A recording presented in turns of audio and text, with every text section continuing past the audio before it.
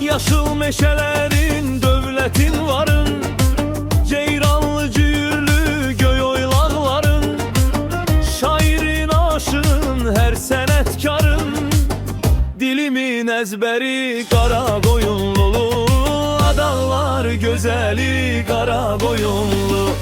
Çalmalı çam təpə göyə baş vurur, Murğuz soyuq bulaq vüqarla durur, Əmir şehir dumandan çadırlar qurur, Günəşin özəli qara qoyunlu, adaqlar gözəli qara qoyunlu.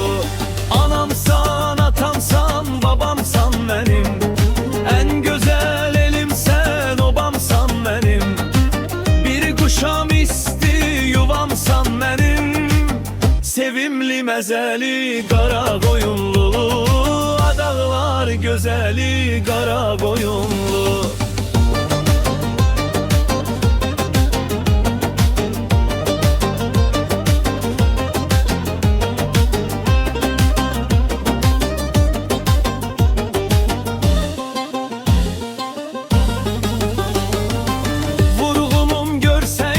Səni coşardı, müşfiqim adına dastan qoşardı, doğrusu hüsnünə çox yaraşardı, Vahidin qəzəli qara qoyunlu, adaqlar gözəli qara qoyunlu.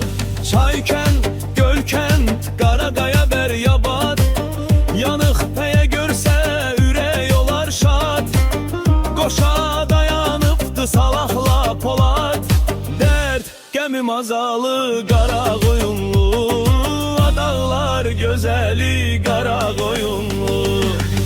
Əlim umcuqludan sərin su içib, gözəl qızlarından birini seçib, o mələk bulağın qoynunda keçib, ömrünün əzəli qara qoyunlu, adaqlar gözəli qara qoyunlu.